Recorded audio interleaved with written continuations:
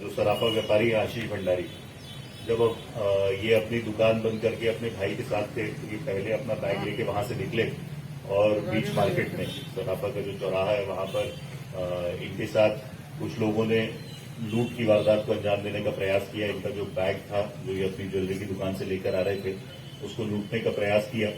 इसी बीच में आसपास के जो कुछ लोग थे उनके द्वारा बहादुरी दिखाई गई और उस घटना को रोकने का प्रयास किया गया, जिसमें एक जो चाइनीज की दुकान लगाते थे उनके द्वारा अपनी कड़ाई भी फेंक कर मारी गई थी। उसी भगदड़ में जो लूट का प्रयास करने वाले आरोपी थे उन्होंने आशीष भंडारी को गोली मारी। गोली उनके चेस्ट में लगी जिसकी वजह से उनकी डेथ हो गई। वहां पर करीबन 2 राउंड फायर किए गए थे। उसके बाद जो आरोपी थे वो तत्काल मोटरसाइकिल पर बैठ के वहां से भाग गए। पुलिस ने इसमें मामला दर्ज किया और जब हम लोगों ने तफ्तीश की तो ये पता चला कि ये जो गाड़ी थी इसी प्रकार की एक घटना भोपाल में की गई थी, जहां पर परवलिया सड़क में अपराध क्रमांक 57/2020 सुनील कौर बैरसिया भोपाल के साथ रजिस्टर किया गया था। ये अपनी होने वाली पत्नी के साथ जब खड़े हुए थे तो इनके साथ इसी हुलिये के लोगों द्वारा एक हथियार जो कट्टा था उसके साथ उनके चेहरे पर वार किया गया और उसके बाद उनकी मोटरसाइकिल लूट कर वो इस तरफ आए थे। जब मामला दर्ज किया गया, यहाँ पर एफएसएल की टीम आई, साइबर की टीम आई, अन्य थानों से भी हमने एक विशेष टीम का गठन किया और एसडीओपी साहब के मार्गदर्शन में उसको लगातार हम लोग मॉनिटरिंग करते रहे। हमने आसपास जब सर्चिंग कराई तो जो भोपाल से मोटरसाइकिल लूटी गई थी वो हमें पास ही में अबैंडन्ड हालत में मिली और वहां से हमें एक गाड़ी के जो टायर मार्क्स थे वो पता चले। यही हमारे प्राइमरी क्लूज थे। इसके बाद एफएसएल की टीम ने, साइबर की टीम ने, हमारे डॉग स्क्वाड ने और जो हमारी अन्य टेक्निकल सर्विसेज है उन्होंने इसमें काफी मेहनत करी। हम लोगों ने इसमें जो गाड़ी थी उसका रिकग्निशन करने का प्रयास किया, आसपास के सभी टोल से जानकारी निकलवाई, सभी जो कैमरे थे उनको खंगाला गया और जो लोग थे उनको चिन्हित करने का प्रयास किया गया। इसमें कई लोगों के फुटेज सामने निकल कर आए, उन सभी पे इनाम भी घोषित किया गया, परंतु बहुत सारा इसमें कोई क्लू मिल नहीं पा रहा था क्योंकि ये लोग जो रियलाइज हुआ ये प्रोफेशनल लुटेरे थे और इन्होंने सारी सावधानियां रखकर इस घटना को अंजाम दिया गया। इसी बीच में एक सूचना हम लोगों को प्राप्त हुई जिसमें महत्वपूर्ण योगदान हमारे नवागत इंस्पेक्टर श्री रामबाबू यादव जी का है। इनके माध्यम से एक सूचना प्राप्त हुई कि इसी तरह की घटना करने वाले कुछ लोग ग्वालियर, मुरैना, दतिया इन जिलों में भी इस तरह की घटनाएं हुई हैं और वहां का जो तरीका वारदात है वो हमारे यहाँ के तरीका वारदात से बिल्कुल मैच खाता है।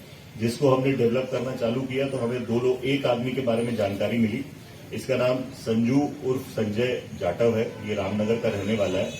हमने इसका आपराधिक रिकॉर्ड और इसका जब पूरा तरीका वारदात निकाला तो ये पोरसा जिला मुरैना का रहने वाला था। इसके ऊपर पुराने 7 अपराध हैं जिसमें से मैक्सिमम अपराध इसी तरह से बंदूक के साथ लूट करने के अपराध थे। इसके साथियों के बारे में जब जानकारी प्राप्त की गई तो एक जानकारी मनीष शर्मा, ये 30 साल, ये अंबा जिला मुरैना का रहने वाला है, इसके बारे में जानकारी प्राप्त हुई और ये 2012 से लेकर 2020 तक के बीच में इसके ऊपर 12 अपराध दर्ज थे और इसमें भी जो मैक्सिमम अपराध थे वो इसी तरह से लूट के अपराध और गोली चलाना, इसी दौरान लूट करते वक्त गोली चलाना, ये इनका तरीका वारदात था।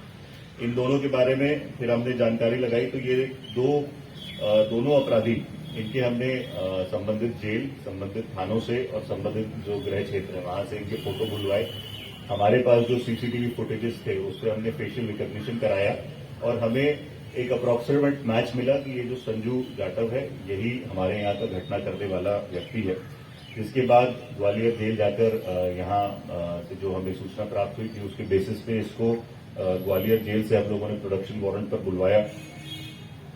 पूरे हमले में आरोपी मनीष शर्मा, संजू जाटव, भूरा जाटव, राजेश गुर्जर और सुभाष गुर्जर एवं ड्राइवर निक्की गुर्जर, इन दोनों ने मिलकर इस घटना को अंजाम दिया था। एक काले रंग की स्कॉर्पियो गाड़ी जो 19 तारीख को भोपाल तरफ गई थी और उसके बाद भोपाल में रही, 20 तारीख को इन्होंने यहां पर रेकी करी और 21 तारीख को फिर इस घटना को अंजाम दिया। घटना को अंजाम देने के बाद तत्काल बाद ही ये यहां से उसी गाड़ी से फरार हो गए। उस गाड़ी को भी हमारे द्वारा चिन्हित किया गया और जब उसके भी लोकेशन हमने ट्रेस करी तो जो हमें गाड़ी के टायर मार्क्स मिले थे प्लस जो हमें गाड़ी के बारे में जानकारी टोल के माध्यम से प्राप्त हुई थी वो भी हूबहू मैच पाई गई। इसमें अभी इन दोनों को यहां पर गिरफ्तार कर लिया गया है, इनका 7 दिन का रिमांड लिया गया है। इसके अतिरिक्त जो इनके बाकी 4 साथी थे, इनमें से 2 लोग ऑलरेडी जेल में बंद हैं, एक आदमी फरार है और एक आदमी उत्तर प्रदेश पुलिस द्वारा पकड़ा गया है। या ये बात उल्लेखनीय है कि ये पूरी टीम जो 6 लोगों की थी, ये इंटर स्टेट गैंग था। ये केवल मध्य प्रदेश के जिलों में नहीं अपितु उत्तर प्रदेश और आसपास के कई जिलों में इस तरह की घटनाओं को अंजाम दे चुका है। इसकी जानकारी हम आसपास के जिलों में भी सर्कुलेट कर रहे हैं, खासकर भोपाल में भी, क्योंकि उस दौरान जिस तरह से परवलिया सड़क में लूट हुई थी, अगर इस तरह की और भी घटनाएं हुई हैं तो इसमें भी हम इसकी जानकारी शेयर करेंगे। पूरी विवेचना करीबन 14 महीने कुछ दिन तक चली और इसमें खासा योगदान एसडीओपी नरसिंहगढ़ श्री भारतेंदु शर्मा जी और उनके साथ थाना प्रभारी रविंद्र चावरिया और रामबाबू यादव निरीक्षक, जो इसमें इन्होंने मुख्य भूमिका निभाई है। साथ ही तत्कालीन थाना प्रभारी कैलाश भारद्वाज और उप निरीक्षक रमाकांत उपाध्याय, इनके द्वारा भी इसमें उस समय बहुत अच्छे क्लूज इकट्ठा किए गए थे, जिसकी वजह से आज हम इसको डिटेक्ट कर पाए हैं। साथ ही उप निरीक्षक राकेश दामले, अरविंद राजपूत, अरुंधति राजावत, माधवी सिंह तोबर, प्रधान आरक्षक राजेंद्र सिंह, सुनीता भाबर, संजय झा, मोइन, दिनेश गुर्जर, केशव राजपूत, दीपक यादव, परवेज चंद्रभान सिंह, मनोज परिहार और साइबर से रवि कुशवाहा, इन सब ने इस पर लगातार मेहनत करी। और साथ ही हमारे जो फॉरेंसिक्स के डॉक्टर नीलेश हैं और उनकी टीम, डॉग स्क्वाड, हम लोग अपने डॉग्स को भी इसमें, क्योंकि वो जो गाड़ी थी उसको ट्रेस करने में डॉग्स का भी एक बहुत इंपॉर्टेंट रोल था, इन सभी ने लगातार इस घटना को विवेचना करते रहे। और मुझे गर्व है ये कहते हुए कि किसी ने भी कभी हार नहीं मानी।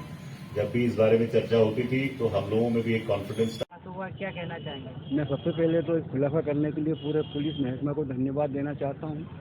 उसके साथ ही नरसिंहगढ़ की पूरी जनता को भी इस बात पर धन्यवाद दूंगा कि उन्होंने मेरे पे हमेशा अपना सहयोग प्रदान करा, मेरा साहस बढ़ाते रहे।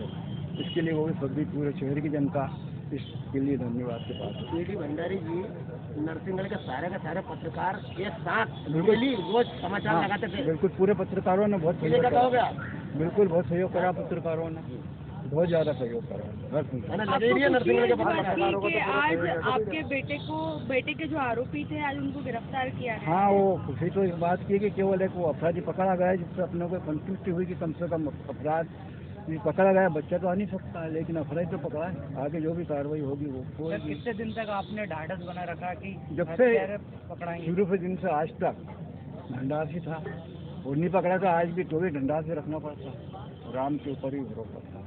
दादा, इतना बड़ा नरसिंहगढ़ था, इतने बड़े बड़े व्यापारी थे, वो आपके पास ही क्यों अटैक करा उन्होंने? अब वो ये तो अपराधी जानते हैं, मैं क्या जानता। आपसे बड़े बड़े वाले सुना रहे हैं, बहुत बड़े बड़े, लेकिन अपराधी बताएंगे नहीं। आपके ऊपर क्यों अटैक करा उसने? तो अपराधी बता सकते हैं चीज में, कैसे बता। क्या कहेंगे आप ये जो हत्याकांड के कुत्ते सुन लिया था? सर, हमारे परिवार के लिए तो एक बहुत बड़ी घटना थी कि हमारा एक बालक समय हमारे बीच से चला गया था।